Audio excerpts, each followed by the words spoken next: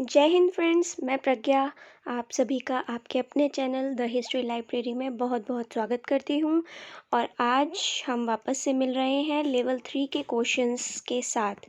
सिंधु घाटी सभ्यता के लेवल 3 के क्वेश्चंस हैं जो आपको पीजीटी, यूपीएचएससी और आपके जितने भी लेक्चरर के एग्ज़ाम हैं, यूजीसी नेट है, जेआरएफ है और असिस्टेंट प्रोफेसर के जो भी एग्ज़ाम हैं और सिविल्स के भी जो एग्ज़ाम्स हैं उनके लिए भी ये आपको बहुत हेल्पफुल रहने वाले हैं। तो इस वीडियो को ध्यान से देखिएगा। और इसके साथ ही क्योंकि इसमें हमने बिल्कुल नए क्वेश्चन लिए हैं तो इसके लिए यहाँ पर मैं आपको अलग से एक बार टेस्ट और एक बार रिवीजन में आंसर्स नहीं बता रही हूँ। मैं इसमें आपको साथ ही इसके आंसर्स बताऊँगी। तो आप बहुत ध्यान से इस वीडियो को देखिएगा, ये आपके लिए बहुत बहुत बहुत बेनिफिशियल रहने वाली है। और फ्रेंड्स, अगर आपको ये क्वेश्चंस अच्छे लग रहे हैं और आपको मेरी मेहनत अच्छी लगे तो वीडियो को लाइक और शेयर करना बिल्कुल मत भूलिएगा। तो आइए चलिए फटाफट से शुरू करते हैं। पहला क्वेश्चन है हमारा, निम्नलिखित में से कौन सा स्थल कर्क रेखा पर स्थित एकमात्र हड़प्पा स्थल है। ठीक है, तो किसकी बात कर रही है? कर्क रेखा की बात हो रही है यहाँ पर। तो एकमात्र हड़प्पा स्थल, तो देखिए कर्क रेखा हमें जैसे कि पता है हमारे इंडिया के बीच में से होकर गुजरती है। ठीक है, तो अब ध्यान कीजिए कि हमारा जो भी यहाँ पे दिए गए हैं इनमें से 3 हमें गुजरात के ऑप्शंस दिए गए हैं और एक हमें दिया गया है अलग ऑप्शन। ठीक है, तो डेफिनेटली ये तो बिल्कुल भी नहीं होगा क्योंकि ये बीच में नहीं पड़ता है। ठीक है, तो अब इन 3 ऑप्शंस में से हमें चूज़ करना है। तो अगर हम बात करें कर्क रेखा पर जो स्थित है, ये तीनों ही गुजरात में स्थित है लेकिन कर्क रेखा पर सिर्फ धौलावीरा ही स्थित है। तो 86 का ए आंसर बिल्कुल करेक्ट हो जाएगा। एंड फ्रेंड्स, ये 86 से इसलिए स्टार्ट हो रहे हैं क्योंकि इससे पहले जो हमारे क्वेश्चंस हैं वो लेवल 1 एंड लेवल 2 में हमने कर लिए हैं। तो आज हम इसके आगे के क्वेश्चंस कर रहे हैं। ओके, 86 का ए आंसर है धौलावीरा। 87 पर चलते हैं। हाथियों का देश किसे कहा गया है? ए बहरीन, बी ओमान, सी मेलुहा या डी बलूचिस्तान। और इसका सही आंसर है ए बहरीन। तो फ्रेंड्स, बहरीन को मैंने आपको लास्ट वीडियो में भी बताया था। बहरीन को का दूसरा नाम हम किस नाम से जानते हैं? इसको हम दिलमुन। ठीक है, दिलमुन का मतलब दूसरा जो नाम है वो बहरीन है और इसी को हाथियों का देश भी कहा जाता है, इसी को सूर्योदय का नगर भी कहा जाता है और इसे ही साफ़ सुथरा देश भी कहा जाता है। तो ये तीनों ही चीज़ें आप याद रखिएगा बहरीन के बारे में, सूर्योदय का नगर, हाथियों का देश और साफ़ सुथरा देश। ठीक है, तो 87 का ए ऑप्शन बिल्कुल करेक्ट है। चलते हैं नेक्स्ट क्वेश्चन की तरफ। नेक्स्ट क्वेश्चन है हमारा, निम्नलिखित में से कहाँ गरुड़ चित्र मुद्रा प्राप्त हुई है? ए रंगपुर, बी आलमगीरपुर, सी हड़प्पा या डी कालीबंगा। तो फ्रेंड्स, अगर आपको इसका आंसर पता है तो आप नोट डाउन भी कर सकते हैं अपनी नोटबुक में, जैसे कि हम अपने लेवल 1 एंड लेवल 2 में करते हैं टेस्ट की तरह। अगर आपकी तैयारी अच्छी है तो आप वीडियो को पॉज करके इसके आंसर्स नोट डाउन करते जाइए। तो फ्रेंड्स, इसका सही ऑप्शन है सी हड़प्पा। तो अब आप कैसे याद रख सकते हैं इसको? अब मैं आपको याद करने की ट्रिक भी बताती हूँ। जैसे हमने याद किया था हड़प्पा पापा, तो पापा क्या करते थे? काम करते थे मजदूरी का, इसलिए वहाँ से मजदूरों के आवास के साक्ष्य मिले हैं। तो ऐसे ही जब वहाँ पापा रहते थे, किसी के हरि के पापा रहते थे, तो उन्होंने एक गरुड़ भी पाला हुआ था। तो इस तरीके से आप बहुत अच्छे से याद कर सकते हैं कि हरि के पापा ने क्या किया हुआ था? गरुड़ का चित्र, गरुड़ को पाला हुआ था। तो गरुड़ का चित्र किससे संबंधित हो गया? हमारा हड़प्पा से। ओके, और इसी के साथ हमने हरि पढ़ा था, तो क्या पढ़ा था? हड़प्पा कौन से उस पर है? रावी नदी के तट पर। ठीक है, तो हरि के पापा और क्या पाला हुआ था उन्होंने? गरुड़। तो हमें जो इम्पोर्टेंट चीज़ें हैं हड़प्पा से वो हमें याद हो गई। और इसी के साथ हमने बोला था कि ताबूत प्रकार के जो शवाधान थे वो भी हमें यहीं से मिले हैं क्योंकि इंसान थे, पापा थे उसके, तो उन्होंने उनको किस में दफनाया था? ताबूत में। ठीक है, तो एक मोस्ट इम्पॉर्टेंट चीज़ें हमने हड़प्पा से कर ली हैं। हम चलते हैं अब नेक्स्ट क्वेश्चन की तरफ। Question number 89। क्वेश्चन नंबर हमारा 89 है, निम्नलिखित में से किस हड़प्पा स्थल से गधे की हड्डी के साक्ष्य मिले हैं? बहुत अच्छा क्वेश्चन है फ्रेंड्स ये भी। ए मोहनजोदड़ो, बी हड़प्पा, सी सुरकोटड़ा या डी चनहूदड़ो। तो फ्रेंड्स ये भी हमें मिले हैं बी हड़प्पा से। ठीक है, तो अब जब वो मज़दूरी का काम करते थे तो मज़दूरी में जो ईंटें वगैरह ढोई जाती हैं वो किस पे ढोई जाती है? गधे पे ढोई जाती हैं, राइट। तो इस तरीके से हम ये भी याद कर सकते हैं कि जो हरी के पापा थे वो मज़दूरी का काम करते थे, उन्होंने गरुड़ भी पाला हुआ था, और जो वो मज़दूरी का काम करते थे उसमें गधों की ज़रूरत होती थी सामान ढोने के लिए। ठीक है, तो ये सब किससे रिलेट हो गए? हमारे बी हड़प्पा से। तो 89 का बी ऑप्शन बिल्कुल करेक्ट है। नेक्स्ट क्वेश्चन की तरफ चलते हैं। नेक्स्ट क्वेश्चन है हमारा, निम्नलिखित में से किस स्थल को औद्योगिक शहर भी कहा गया है? तो इसके ऑप्शन है राखी गढ़ी, बी कालीबंगा, सी मोहनजोदड़ो या डी चनहूदड़ो।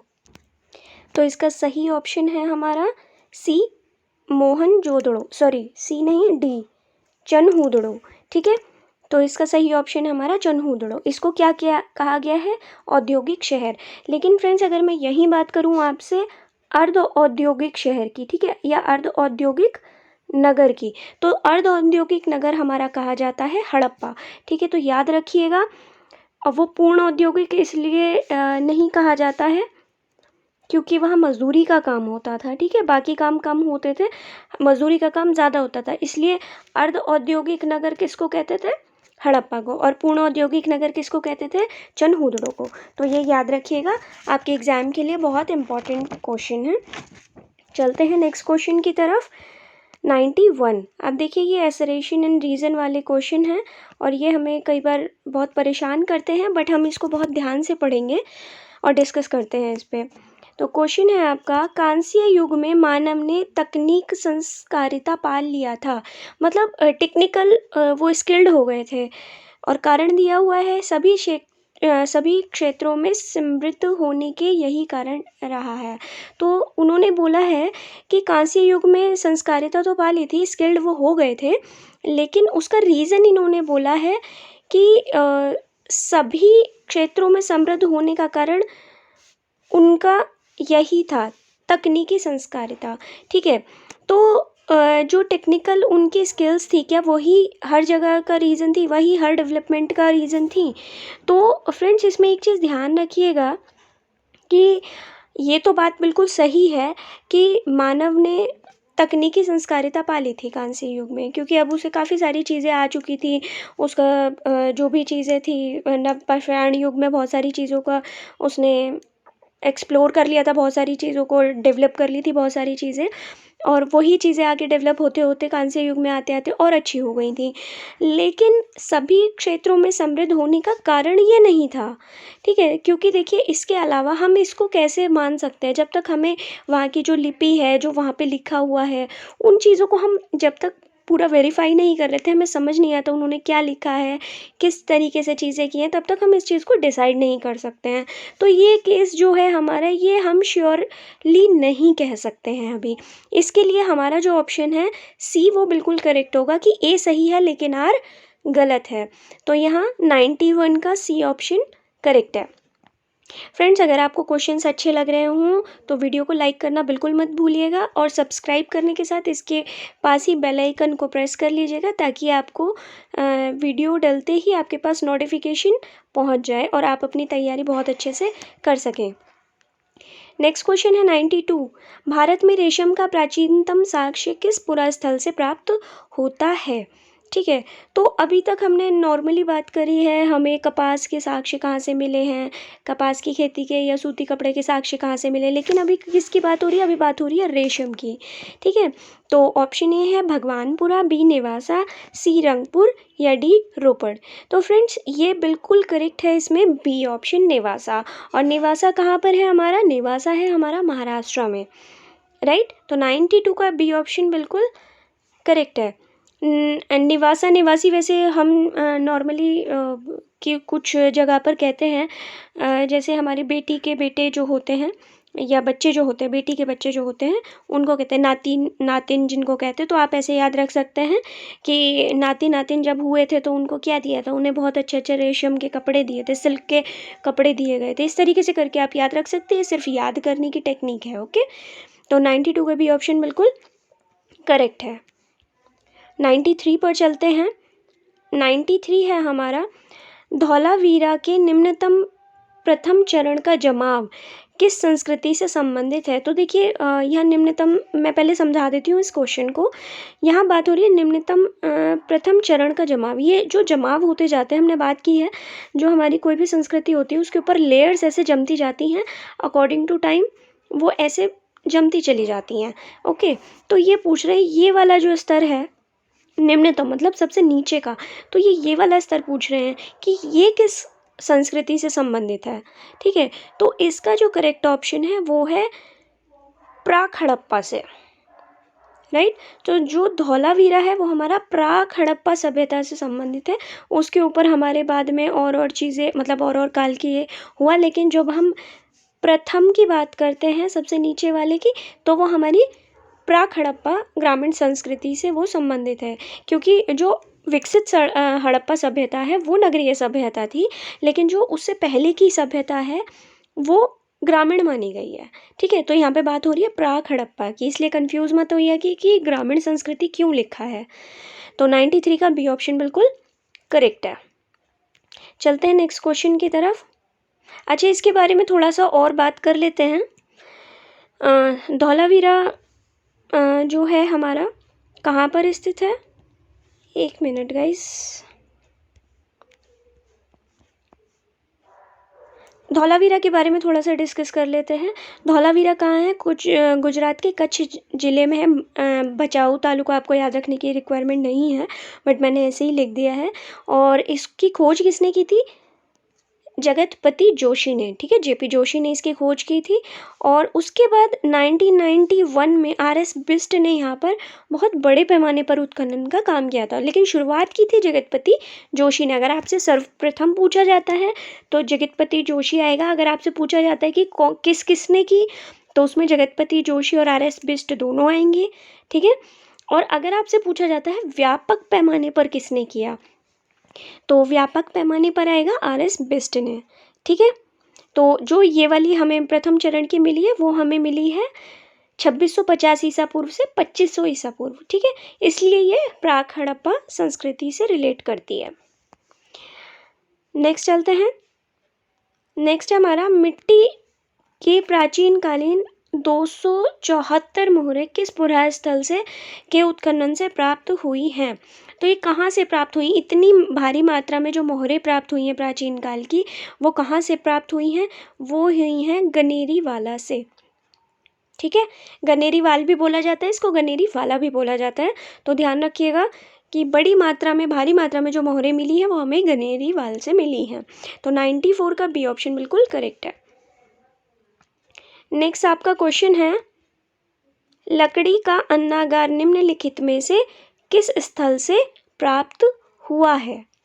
तो ए मेहरगढ़, बी लोथल, सी कालीबंगा और डी चनहुदड़ो। अब देखिए अन्नागार की बात हो रही है तो वो तो हमें नॉर्मली पता है कि कहाँ से मिला हुआ है, हमें मोहनजोदड़ो से मिला हुआ है, लेकिन यहाँ किसकी बात हो रही है, और मोहनजोदड़ो यहाँ ऑप्शन भी नहीं है, क्योंकि अगर यहाँ पे ऑप्शन दिया हुआ होता तो शायद आप कंफ्यूज भी हो जाते।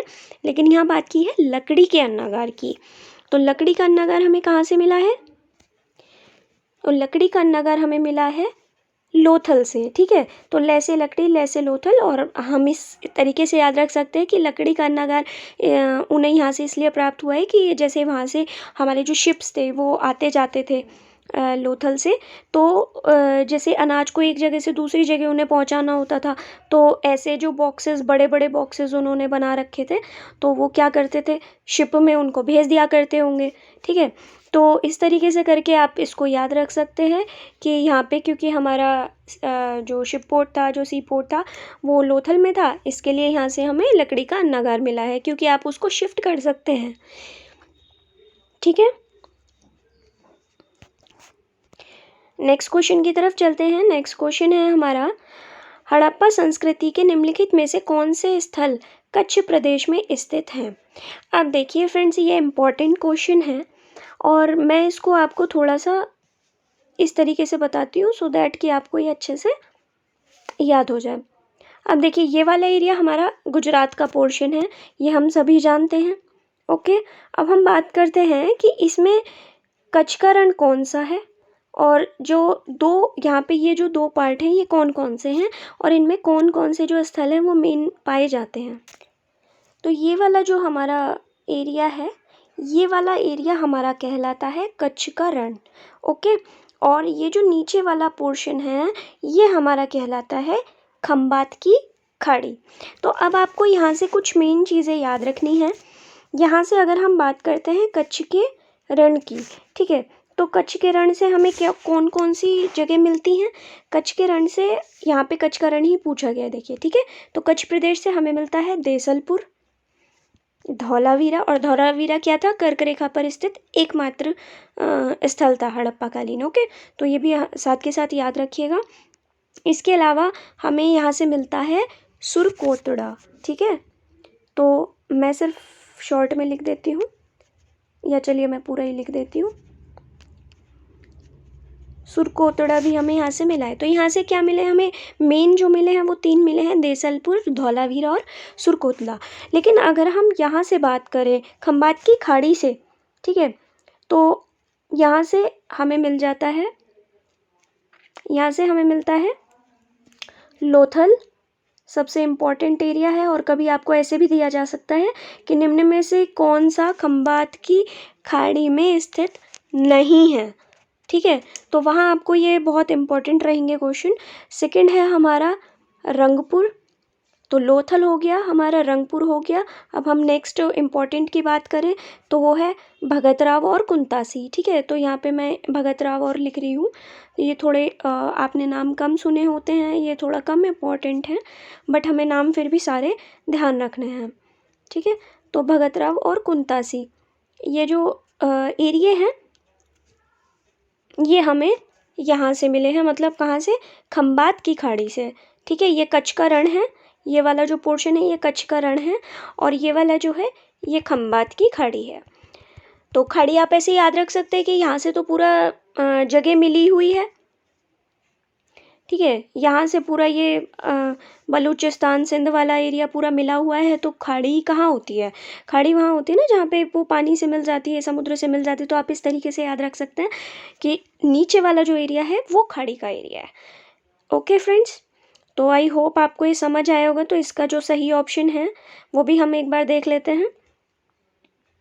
तो इसका सही ऑप्शन है हमारा 1 और 2, ठीक है।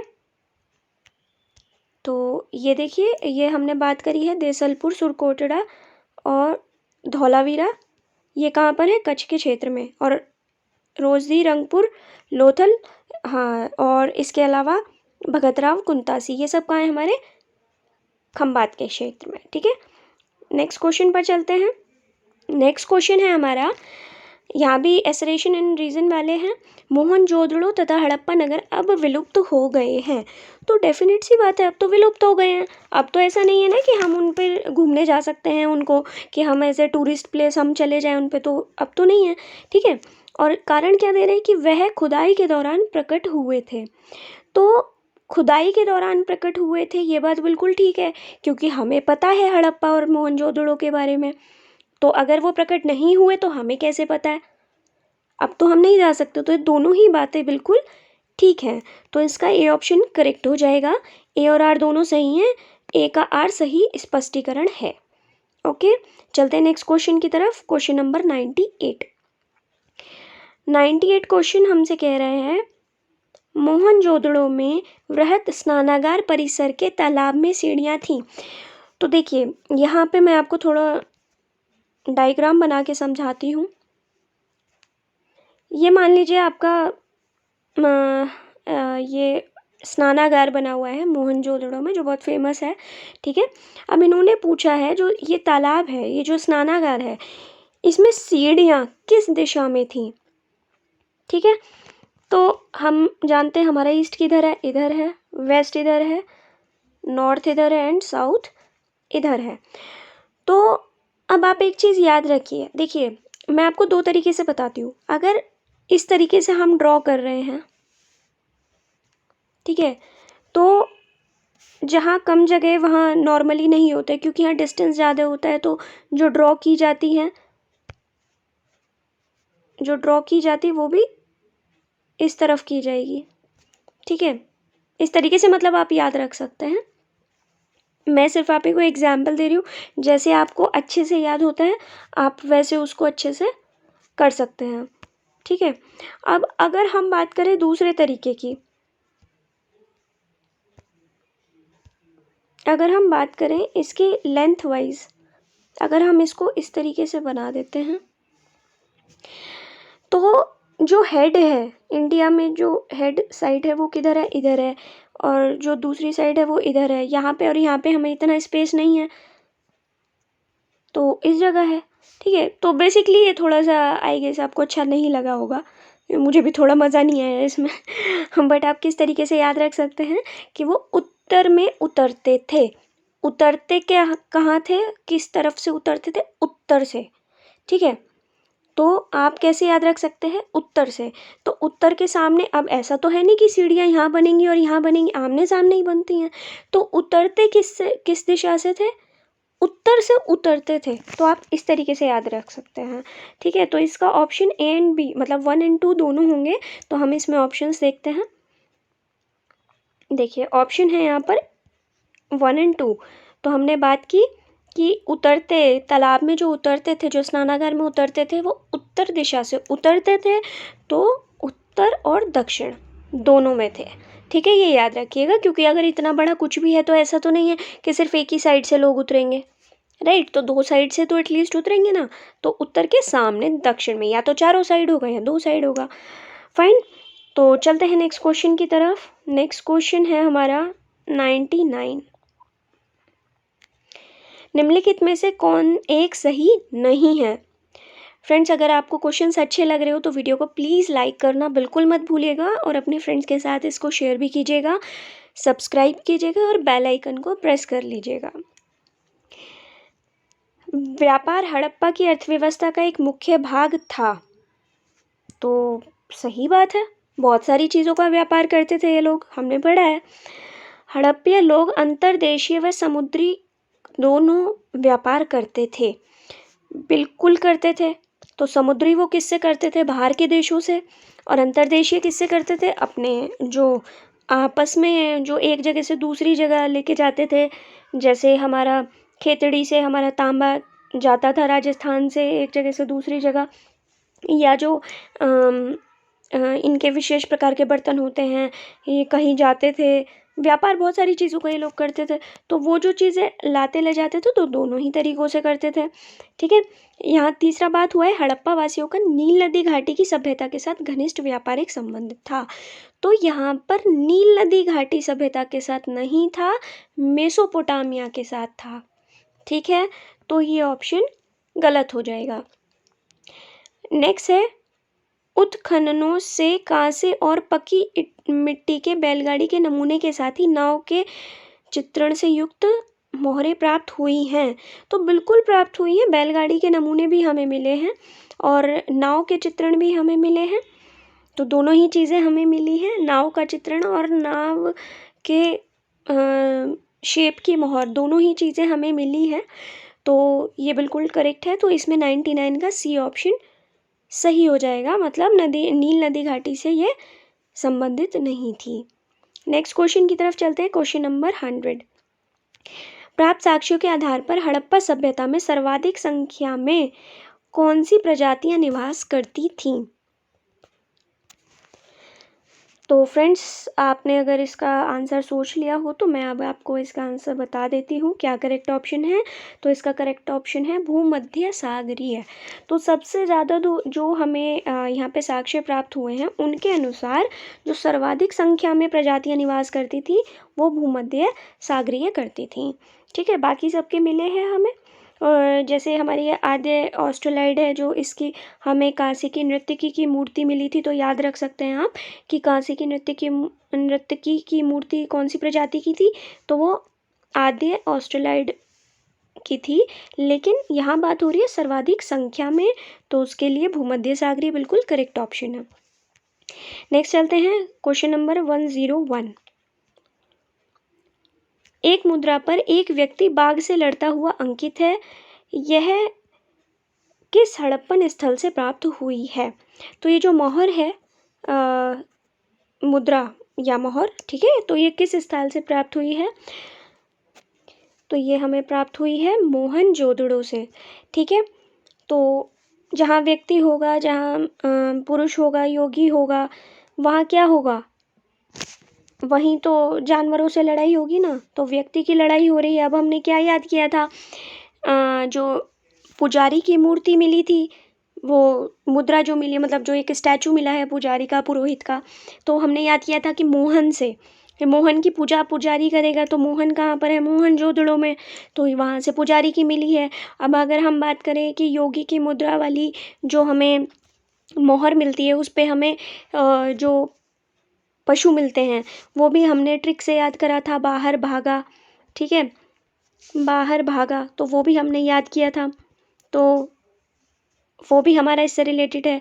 बाघ, हाथी, भैंसा और गेंडा, ठीक है, तो ये चीज़ें हमने याद की थी।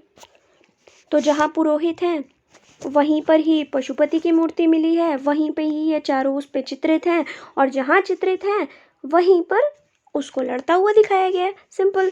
ओके, तो 101 का ए ऑप्शन बिल्कुल करेक्ट है। नेक्स्ट चलते हैं 102 की तरफ। तो देखिए यहाँ पे सूचियाँ दी गई हैं, इनको मैच करना है। यहाँ पर दिया गया है एक की सैंधव सभ्यता के पतन के क्या कारण थे, और विद्वान का मत, मतलब कौन से विद्वान ने कौन सा रीज़न इसका बताया है, तो इस पे डिस्कस करते हैं हम। तो जो वही आक्रमण के बारे में बात की थी, विदेशी आक्रमणों की जो बात की थी, सबसे पहले वो बात की थी Gordon Childe and Mortimer Wheeler ने, ठीक है, तो पहले तो ये हम ध्यान रखेंगे। नेक्स्ट बात हो रही है यहाँ सिंधु नदी में बाढ़ का, ठीक है, तो ये बात हुई थी मार्शल एंड मैके, और इनके साथ एक भगत राव भी थे, उन्होंने भी यही बोला है। तो आप तीनों नाम याद रखिएगा कि सिंधु नदी में बाढ़ का जो मत दिया था वो मार्शल और मैके ने दिया था। यहाँ बात हो रही है जलवायु परिवर्तन की, तो जलवायु परिवर्तन के बारे में बात की थी ऑरेल स्टाइन ने, और भूतात्विक परिवर्तन की जो बात की थी वो की थी राइक और डेल्स ने, ठीक है। तो अभी इससे रिलेटेड मैं आपको कुछ और भी बातें बताती हूँ, तो वो भी आप ध्यान से सुनिएगा, क्योंकि ये सिर्फ 4 नहीं है, इनके अलावा भी और चीज़ें होती हैं जो क्वेश्चन में पूछ ली जाती हैं। इसके अलावा पूछ लिया जाता है कि शुष्कीकरण के कारण ये जो सभ्यता थी वो नष्ट हो गई थी, तो वो कहते हैं LR मुगल, ठीक है, तो जो मुगल हैं वो बोलते हैं कि ये इसकी वजह से, जो शुष्कीकरण था उसकी वजह से हो गया था। और एक जो हमारा होता है सिंधु नदी का प्रवाह, तो सिंधु नदी के प्रवाह में के क्रम में परिवर्तन, तो उसको कहते हैं लैम्ब्रिक, ठीक है, यहाँ पे ऑप्शन में नहीं है तो मैं आपको एक्स्ट्रा बता रही हूँ, लैम्ब्रिक इस चीज़ को कहते हैं, राइट। और अगर हम बात करें आर्य आक्रमण की, कि आर्य आक्रमण के मत को कौन बोलते हैं, तो वो बोलते हैं TN रामचंद्र, लक्ष्मण स्वरूप, और यहाँ पे अगर हम बात करें तो RP चंद्रा भी बोलते हैं, और मार्टिमर व्हीलर भी बोलते हैं, ठीक है। तो बेसिकली व्हीलर का वैसे एक कन्फ्यूज़न है, कुछ अलग अलग राइटर्स ने अलग अलग लिखा हुआ है, तो व्हीलर का बाह्य आक्रमण ही याद रखिएगा, ठीक है, और ये आप याद भी रख सकते हैं, व्हीलर बाह्य। ओके, तो चलते हैं नेक्स्ट क्वेश्चन की तरफ अपने। हमारा नेक्स्ट क्वेश्चन है, बहुत अच्छा क्वेश्चन है ये, ध्यान से पढ़िएगा। सर्वाधिक सुरक्षित नगर किसे कहा गया है? तो यहाँ पूछा जा रहा है सर्वाधिक सुरक्षित नगर। फ्रेंड्स, हालांकि ये जो क्वेश्चन है वो हमारा करता है रिलेट पाषाण काल से, बट ये बहुत इम्पॉर्टेंट है और उसमें रह भी गया था, तो इसकी वजह से ये आप ध्यान रखिएगा। तो सबसे सुरक्षित नगर कहा जाता है दमदमा को। ओके, तो दमदमा को आप देखिए बहुत आसानी से याद रख सकते हैं, हमने इसमें बात भी की थी कि जो हमारे कंकाल प्राप्त होते हैं वो यहाँ से 3 प्राप्त होते हैं, यहाँ से हाथी का लटकन भी प्राप्त होता है, और यहाँ पर जो एक सुरक्षित नगर का है, तो देखिए जिसमें दम होगा वही तो सुरक्षित रख पाएगा ना नगर को, तो आप बहुत आसानी से इसको याद रख सकते हैं कि सर्वाधिक सुरक्षित नगर दमदमा को कहते थे। नेक्स्ट क्वेश्चन की तरफ चलते हैं, क्वेश्चन नंबर 104। देखिए यहाँ भी मैचिंग आ गया है हमारा।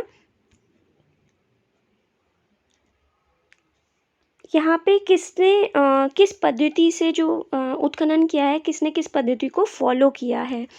तो यहाँ पे देखिए दोनों साइड दी हुई हैं, मैं आपको इसका डायरेक्ट आंसर ही बता देती हूँ।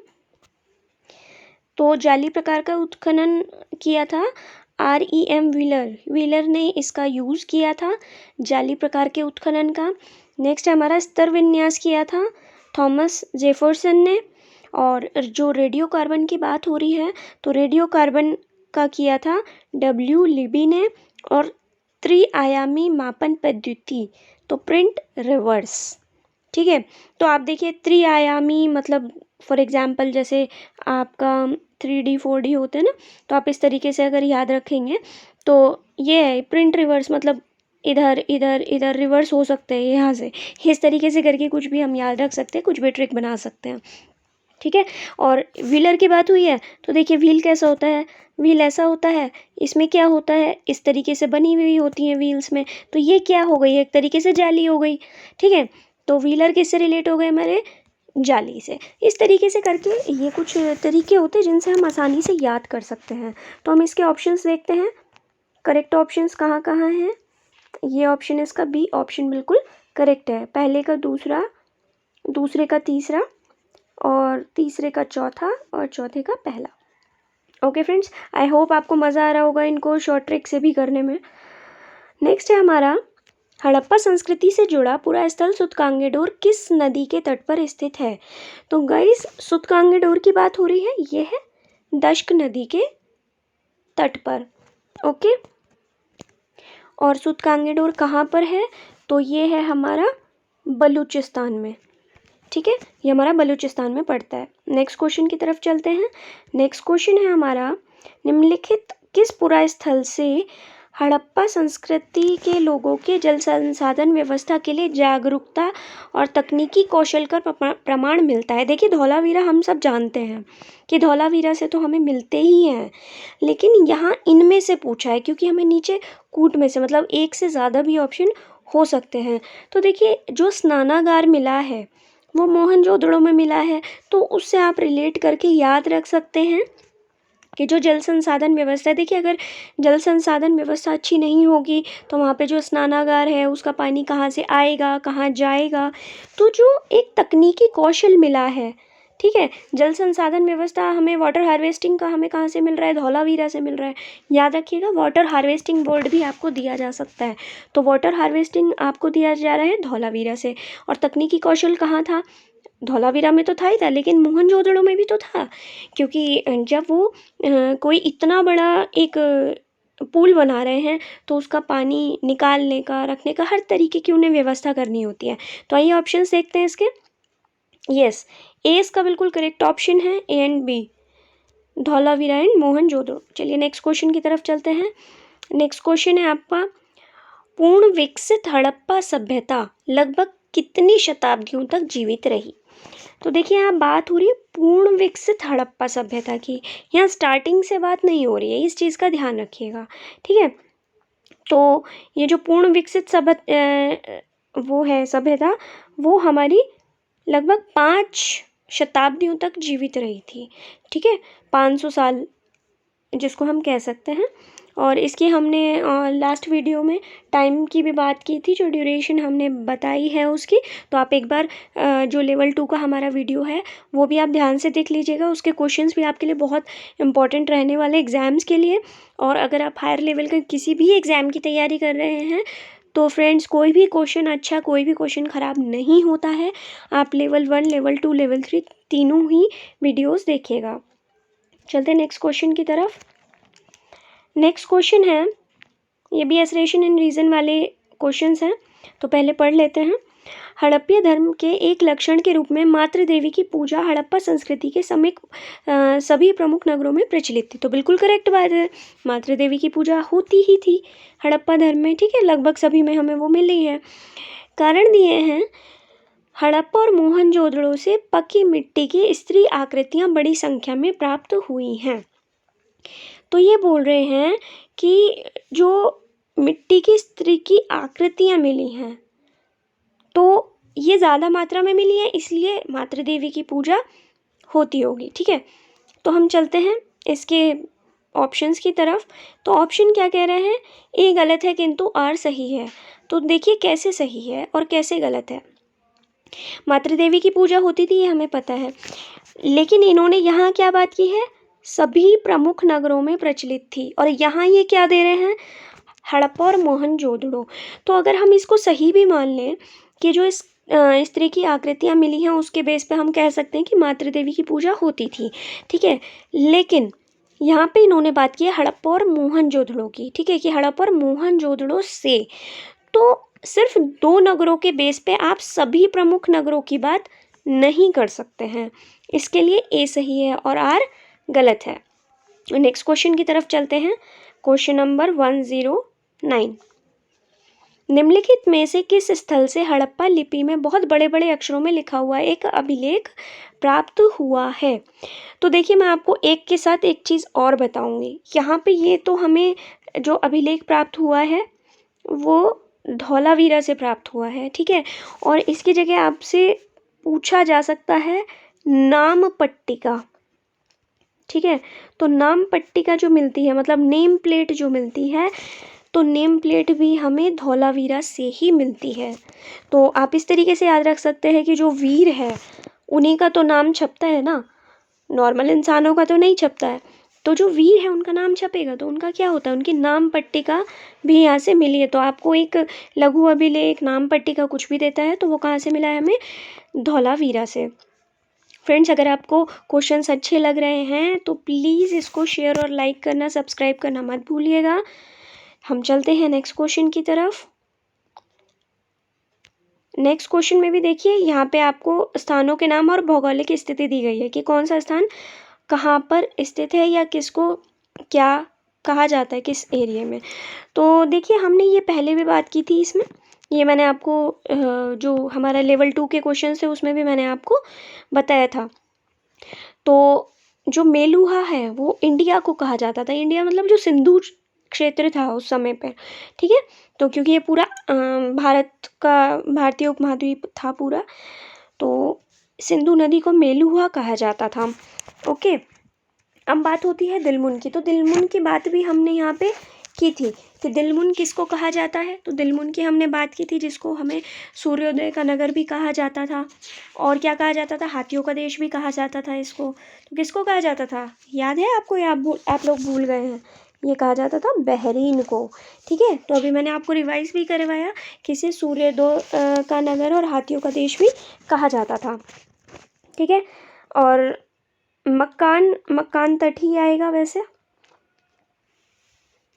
ठीक है। तो इसके ऑप्शन देख लेते हैं। वैसे मक्कान को मैंने आपको बताया था ओमान, याद रखिएगा, ठीक है। तो यहाँ दिलमुन की जगह यहाँ ओमान हो जाएगा, या यहाँ पे एक जगह ओमान हो जाएगा, तो ये ओमान याद रखिएगा। ओमान सही आंसर होगा इसका। इसके ऑप्शंस देखते हैं 2, 1, 4, 3। तो 2, 1, 4 एंड 3, तो जो रिमेनिंग है हमारा वो मध्य एशिया है, डेफिनेट सी बात है। फ्रेंड्स, यहीं आपके ये आज के सारे क्वेश्चंस कंप्लीट होते हैं। और आज हमने टोटल हड़प्पा सभ्यता से मोस्ट इम्पॉर्टेंट 110 क्वेश्चन कंप्लीट कर लिए हैं। तो फ्रेंड्स, अगर आप इन क्वेश्चंस को भी बहुत अच्छे से तैयार कर लेते हैं और याद कर लेते हैं तो आप एग्ज़ाम में बहुत यूज़फुल रहने वाले हैं। और जो मैंने आपको एक्स्ट्रा इन्फॉर्मेशन दी है, आई होप उससे बाहर आपसे क्वेश्चंस में जो आपके टीजीटी पीजीटी के क्वेश्चंस होते हैं उनमें तो डेफिनेटली नहीं पूछा जाएगा। तो इस चीज़ को आप ध्यान रखिएगा और इन वीडियो को आप टेस्ट लगाने की भी कोशिश कीजिएगा। तो फ्रेंड्स, आज के लिए इतना ही। बहुत जल्द फिर मिलती हूँ नेक्स्ट वीडियो के साथ। तब तक के लिए हैव अ नाइस डे और बहुत अच्छे से अपनी तैयारी कंटिन्यू रखिए। Good luck.